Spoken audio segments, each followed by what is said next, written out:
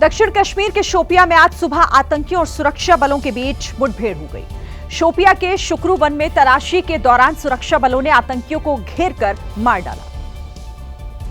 पहलगाम हमले के बाद से ही घाटी में आतंकियों की तलाश की जा रही है।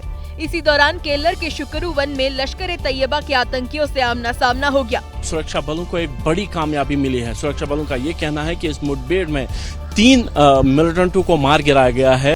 सुरक्षा बलों को इसी जंगल में आतंकियों के छिपे होने की जानकारी मिली थी, जिसके बाद उनको पकड़ने के लिए सर्च ऑपरेशन चलाया गया। जंगल घना था, इसीलिए सावधानी से उनकी तलाश की जा रही थी। इस दौरान आतंकियों ने सुरक्षा बलों पर फायरिंग कर दी, लेकिन पलटवार में 3 आतंकी मार दिए गए। शोपियां के केलर इलाके में मौजूद हैं, जहां पे इस घने जंगल के बीच में ये मुठभेड़ चल रही है। सुरक्षा बलों को आशंका है कि अभी भी कुछ और आतंकी यहां पर छिपे हो सकते हैं, इसीलिए पूरे जंगल को घेर रखा है। सुरक्षा बल ये भी सुनिश्चित करने की कोशिश कर रहे हैं कि क्या ये मिलिटेंट हाल फिलहाल में जब दोनों देशों के बीच गोलाबारी हो रही थी उसकी आड़ में घुसपैठ करके आए हैं, या ये कोई मिलिटेंट्स का पुराना ग्रुप है जो इस एरिया में सक्रिय है।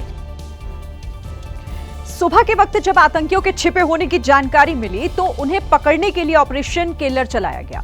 मुठभेड़ के दौरान जब पता चला कि आतंकी ज्यादा हैं, तो बड़ी संख्या में सुरक्षा बलों को वहां बुला लिया गया। इसलिए मौके पर बड़ी संख्या में जवानों को बुलाया गया और चप्पे चप्पे पर उन्हें तैनात कर दिया गया। शोपिया के शुक्रू जंगल से गुजरने वाले रास्ते को तार लगाकर घेर दिया गया और हर मोड़ पर अत्याधुनिक हथियारों के साथ जवानों को मुस्तैद कर दिया गया। स्थिति को देखते हुए मौके पर एम्बुलेंस भी बुलाई गई। बताया जा रहा है कि जिस इलाके में आतंकियों की घेराबंदी की गई वो सीमा से काफी दूर है। मैं इस एरिया के बारे में बता दूं कि भले ही ये शोपियां जिले का केलर इलाका हो, यहाँ पे जो है बीच में है, बॉर्डर नजदीक नहीं है, लेकिन केलर का ये इलाका जो है अगर पीछे के साइड से देखे तो ये बडगाम जिले के पखरपुरा इलाके से मिलता है और वो आगे जाके जो दुधपथरी इलाका है या फिर तोशमैदान का इलाका है उसके साथ मिलता है। यानी ये घुसपैठ का एक एक्टिव रूट रहा है। पहलगाम हमले के बाद सुरक्षा बलों को जिन आतंकियों की तलाश थी उन्हीं में से 3 को एनकाउंटर में मारा गया है। तीनों लश्कर-ए-तैयबा के आतंकी थे। इन्हें ऑपरेशन केलर के तहत ढेर किया गया। मारे गए आतंकियों में लश्कर का ऑपरेशनल कमांडर शाहिद कुटे, लश्कर का ही सक्रिय आतंकवादी अदनान शफी डार और तीसरा आतंकी जो अंडरग्राउंड रहकर काम करता था उसका नाम है आमिर बशीर। अब देखिए, आगे बढ़ते हुए कुछ और खबरों का रुख कर लेते हैं। बात करेंगे मध्य प्रदेश की, जहां मोहन यादव सरकार में मंत्री कुंवर विजय शाह इन दिनों अपने बयान की वजह से काफी सुर्खियों में है। हालांकि विवाद बढ़ता देख अब विजय शाह ने इस पर सफाई भी दी है। लोगों को हमने उन्हीं की करके उनकी ऐसी तैसी करवाई। मंत्री जी का इशारा कर्नल सोफिया कुरैशी की तरफ था। जी हाँ, वही सोफिया कुरैशी जो भारत पाकिस्तान के युद्ध के दौरान मीडिया को बार बार ब्रीफ कर रही थी।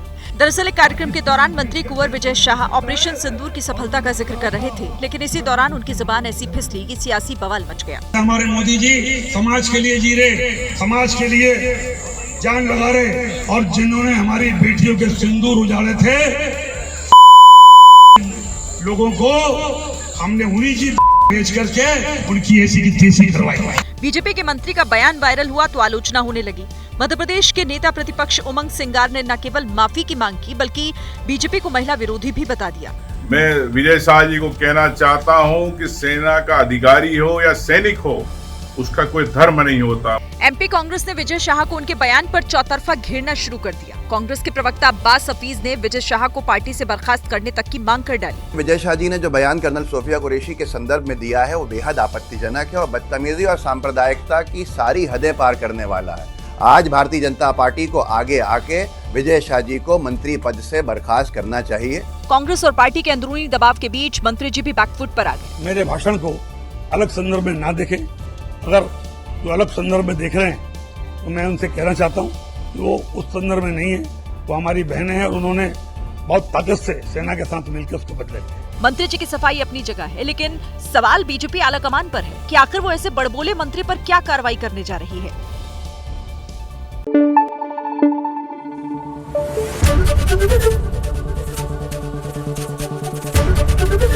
एबीपी न्यूज आपको रखे आगे।